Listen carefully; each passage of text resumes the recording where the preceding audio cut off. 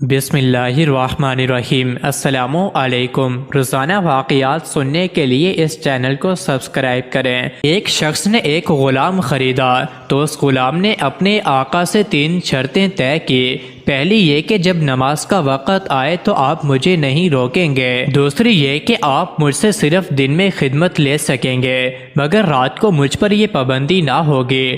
تیسری یہ کہ میرے رہنے کے لیے کوئی ایسا کمرہ عنایت فرمائیں گے جو میرا پسندیدہ ہو اور دوسرے شخص کو اس میں آنے کی اجازت نہ ہوگی۔ آقا نے غلام کی تینوں شرطیں منظور کر لی اور غلام کو حکم دیا کہ اپنے رہنے کے لیے محل سرائے میں اپنے لیے کمرہ پسند کر لے جس میں ہر کمرہ ایک سے ایک بہتر ساز و سامان کے ساتھ آراستہ تھا۔ غلام نے تمام کمروں کو دیکھ بھال کر اپنے لیے ایک ویران کمرہ پسند کیا جو بغیر چھت کے تھا۔ اس پر آقا نے دریافت کیا کہ آخر تم نے یہ ویران کمرہ کیوں پسند کیا؟ کمرے تو اور بھی بہت ہیں۔ اپنے آقا سے یہ بات سن کر غلام نے جواب دیا کہ میرے آقا، شاید آپ کو معلوم نہیں کہ ویران جگہ اللہ تعالیٰ کے ذکر سے آباد ہو جاتی ہے۔ اس کے بعد اس غلام نے اس کمرے میں رات کو رہنا شروع کر دیا اور یہ بات پہلے ہی طے ہو چکی تھی کہ رات کو غلام آزاد رہے گا۔ جب غلام کو اپنے پسندیدہ آزاد کمرے میں رہتے ہوئے کچھ عرصہ گزر گیا تو اس کے آقا نے ایک دن رات کو اپنے دوستوں کو دعوت پر بلایا تھا۔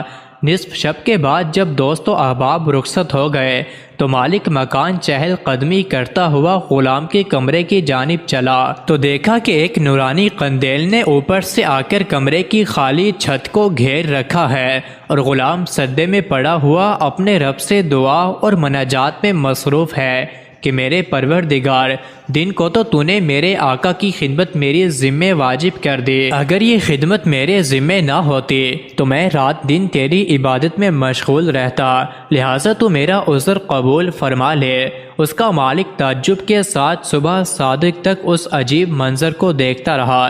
چنانچہ صبح ہوتے ہی وہ نورانی قندیل آسمان پر چلی گئی اور چھت بند ہو گئی۔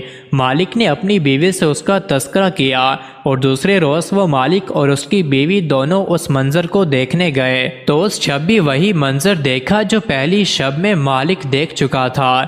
صبح ان دونوں نے غلام کو بلا کر کہا، تو اللہ کے واسطے آزاد ہے تاکہ اپنی خواہش کے مطابق رات دن اللہ کی عبادت میں مشغول رہ سکے جس سے تو معذرت کرتا رہتا ہے۔ اور ساتھ ہی اس کے مالک اور اس کی بیوی نے غلام سے اس کی ان کرامتوں کا ذکر کیا جو رات کو وہ دونوں دیکھ چکے تھے۔ جب غلام کو معلوم ہوا کہ مالک پر اس کا پردہ فاش ہو گیا ہے تو اس نے اسی وقت دربار الہی میں ہاتھ اٹھا کر دعا کی کہ پروردگار، میں نے تجھ سے دعا کی تھی کہ میرا پردہ کسی پر نہ کھولنا، مگر اب جب کہ میرا راز دوسروں پر ظاہر ہو گیا جس کو میں راز رکھنا چاہتا تھا تو مجھ کو اپنے پاس بلا لے۔ چنانچہ اسی حالت میں اس کی روح پرواز کر گئی اور اللہ تعالیٰ نے اس کی مغفرت فرما دی۔ مزید ایسی ہی ویڈیوز کے لیے چینل کو ضرور سبسکرائب کریں۔